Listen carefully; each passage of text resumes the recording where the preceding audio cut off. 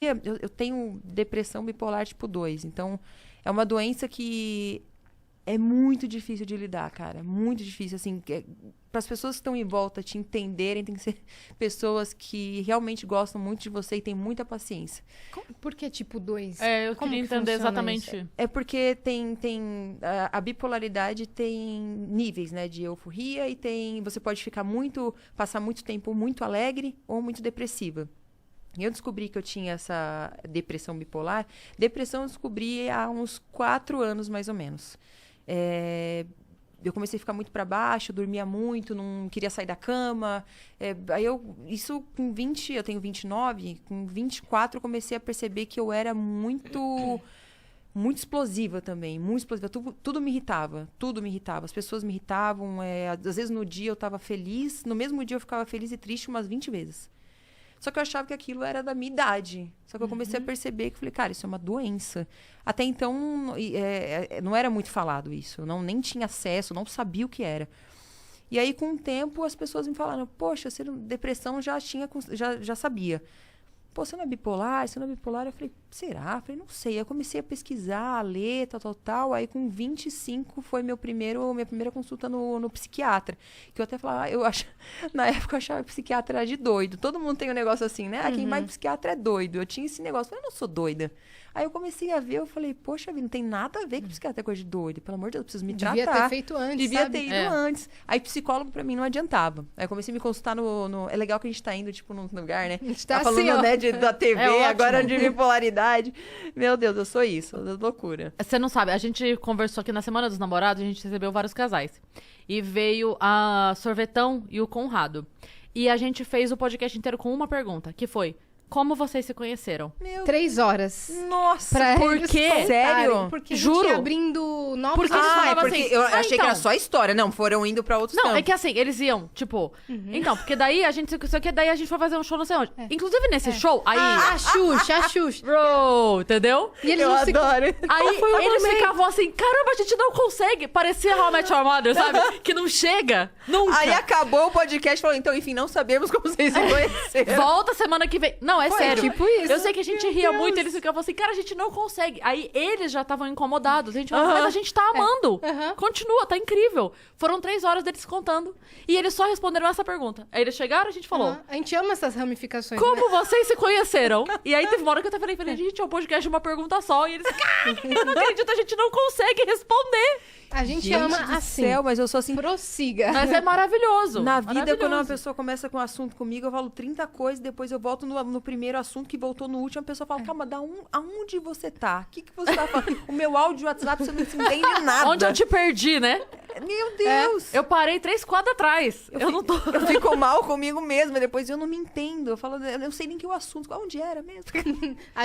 O importante é voltar no assunto inicial. Então pode continuar E se a indo. gente tá esquece bom. alguma coisa, a galera do chat grita. É. Faltou falar tal coisa, eles lembram. Tá. Você O você lance foi da- diagnosticada. Diagnosticada aí com 25, passei algumas crises, tinha algumas crises de vontade de quebrar tudo, de vontade de quebrar a mesmo? casa.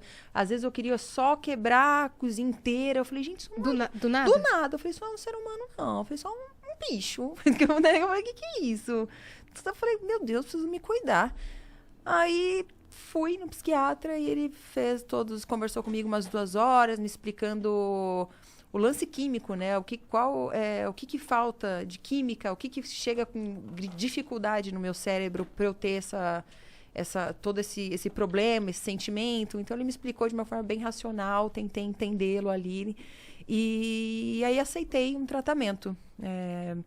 Então, desde os 25 anos, me medico. Se eu não tomar remédio, o meu convívio social é impossível. Não consigo, não adianta. Eu não consigo conviver com pessoas. Então, o uso de remédio... E o difícil, meu organismo, ele se adapta muito fácil aos remédios. Então, Tem que trocar. tem que trocar toda hora. E a adaptação para um novo tem vários efeitos colaterais. Então, assim, às vezes me causa enjoo, às vezes fica mais irritada. Às vezes eu percebia que eu não tinha muitos amigos, que eu, às vezes, tinha rompantes de raiva. E eu não conseguia entender o que causava isso. Às vezes as pessoas não conseguiam ficar perto de mim. Porque eu tinha isso. Eu falei, poxa, quero me tratar, quero ser uma pessoa melhor. E fui buscando autoconhecimento, fui buscando tratamento. Então, hoje, continuo trocando de medicação. Além da medicação, tem outro tipo de tratamento? Então, eu sempre busco, hoje, estudar muito as pessoas, assim. Eu tento olhar para as pessoas de um modo diferente, tentando vê-las de uma forma como se fosse um raio-x, assim, tentando entender as atitudes dela, baseando nas atitudes que eu já tive, sabe? Uhum. Então, eu tenho o meu método, assim, que é um jeito que eu aprendi para me blindar, para não explodir, e para ter paciência e empatia com o próximo. Certo. Então, eu fico todo dia em trabalho constante, me tratando. Mas eu tenho gatilhos, assim, também. Tenho coisas que eu tenho que me controlar muito. Eu tenho muita vontade de falar as coisas também. A alimentação influencia nesse tratamento? Ou atividades complementares, tipo esporte? Sim, atividade física. É sempre bom, acho que pra todo mundo, né? Se manter em movimento, assim, independente. Não precisa ser, eu sempre deixo lá no meu Insta, se movimente, independente. Não são só musculação, vá nadar, vá correr. Qualquer coisa que te faça bem. Porque a pessoa começa a ficar... Esses tempos eu fiquei 1 mês em casa, porque eu tive uma crise muito forte. Até foi publicamente, foi aberto isso. As pessoas ficaram muito preocupadas, assim. Eu chorei muito nos stories, porque eu já não estava aguentando. Escrevi abertamente para as pessoas que eu já tive várias vezes vontade de tirar minha vida.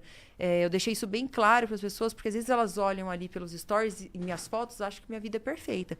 Falam, nossa, ela é linda, ela é isso, eu tenho dinheiro. Assim, as pessoas criam uma visão de você que nem existe, assim, às vezes. Então, eu deixei aberto ali para as pessoas. Tem muita gente que em casa... se baseia, acha que a vida dela é uma merda, porque acha que a sua é boa demais, e fala, nossa, eu nunca vou ter uma vida igual a dela, olha a minha vida, que bosta. Aí fica se afundando. Se comparando e se afundando. Então, eu mostrei ali que eu sou uma pessoa normal, que eu choro, que eu brigo com a minha mãe, que eu tenho as minhas crises, que eu tenho uma doença, que eu me cuido, que eu tomo remédio, se eu não tomo, eu não consigo sair da cama. Eu sou uma pessoa de gente como a gente. E também deixar um alerta para quem tem isso, às vezes tem vergonha de expor, ou vergonha de se tratar. Isso faz todo sentido. As pessoas... Porque para quem precisa e tem vergonha de se assumir, ver alguém que ela admira, que fala abertamente disso, é como, né? É um alívio do tipo assim, cara, mas não preciso ter vergonha disso, eu não preciso ter vergonha de mim, eu posso dizer que eu sofro, eu posso dizer que eu choro. Então, para quem tá do outro lado, faz muita diferença. Eu acho que sempre quando a gente mostra uma fraqueza, eu acho que isso dá muita força para as pessoas também terem coragem de falar, eu posso fazer também. Como há muito tempo esse lance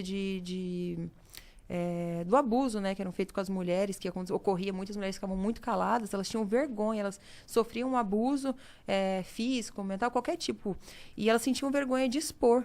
Eu acho que hoje tanta mulher grande da mídia colocando que foi abusada quando pequena, conseguindo colocar para fora, eu acho que a galera que tá vindo aí, eu acho que tá com um pouco menos medo de expor. Eu acho isso muito legal. E encoraja outras mulheres a denunciarem, sim. Sair dessa situação. É porque quando esse assunto não circula entre as mulheres que estão na mídia, a mulher que tá em casa, ela pensa assim, a vida dela é totalmente diferente da minha, como você disse, né?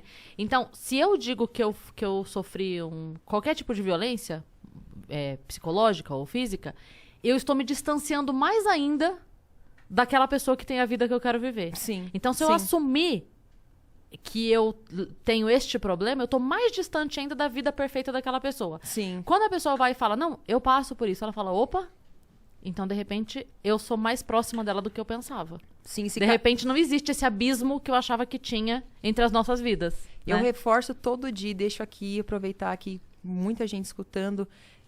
Não se compare, não ache que a vida de ninguém é perfeita. Isso não existe. Não existe vida plena, plenitude. Ou você tem problema familiar, ou você tem algum problema com você, uma questão psicológica, ou você tem um problema financeiro. A gente também passa problemas financeiros. Acho que essa pandemia foi difícil para todo mundo. Então, assim, deixar as pessoas... Porque esse problema de descomparagem tem causado um problema psicológico em muita gente. Principalmente lance de corpo. Nessa pandemia, eu usei um remédio, quetiapina, que eu ganhei 10 quilos.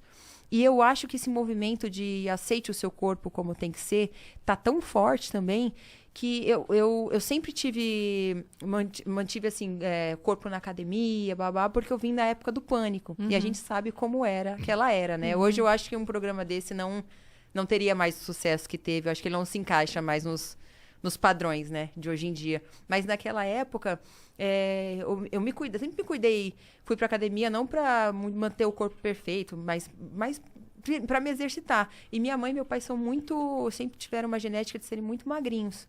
Então, a minha família toda. Então, a minha dificuldade é ganhar peso. Então, eu sempre me exercitei muito, vim nessa leva de me manter de academia e tudo mais, mas depois que eu saí do pânico, assim, não que eu passei a comer tudo que eu gosto de comer, sem problema. Com o remédio que eu tomei por conta da bipolaridade e depressão, eu engordei eu acabei ganhando 10 quilos. Uhum. Mas não foi um problema pra mim. Eu fui ótima, eu curti a minha fase, mas depois... Você se permitiu? Me permiti, tranquila, não tive problema. Tive, como todo mundo tem, celulite, como todo mundo tem, eu tenho estria também. Tenho tudo que todas as mulheres têm, normal. E eu curti minha fase sem me preocupar. Depois, acabei trocando remédio porque ele me fazia mal, me causava enjoo também, acabei trocando com o psiquiatra. E acabei emagrecendo, porque a minha tendência da minha família é sempre ficar mais magrinha. E acabei perdendo todos os... Então, assim, eu tô muito tranquila, numa fase muito de bem comigo mesma, sem me preocupar com o padrão. Eu gosto muito de me cuidar, assim, sempre gosto de fazer minhas coisas a estética, que é um lugar que eu gosto de me cuidar, tipo, psicologicamente. Eu vou pra lá, tipo, um spa. Uhum. Eu fico no meu tempo, dou pra mim, penso nas minhas coisas, fico ali um tempinho fechado pra mim. Então, é uma coisa que eu gosto. Mas com esse lance de se aceite, eu acho que ficou muito mais tranquilo. O pessoal até pode falar, ela fala se aceite, mas ela entra no padrão do corpo perfeito. Mas é porque eu sempre tive essa rotina de física, eu sempre tive desde sempre. Eu acho que eu treino desde que eu tinha 17 anos, que eu namorava um menino na época que sempre gostou de academia. Aí ele me apresentou a academia, eu nem conhecia, nem ia, nem fazia nada. Aí comecei a ir nesse modo academia e que é uma coisa que quando eu tô na academia eu me distraio, eu consigo não pensar em nada. Só ali no treino, corro um pouquinho, às vezes eu vou correr na rua também. Uhum. Então é uma forma de aliviar meu coração com essa bagunça que é a minha ansiedade. cabeça.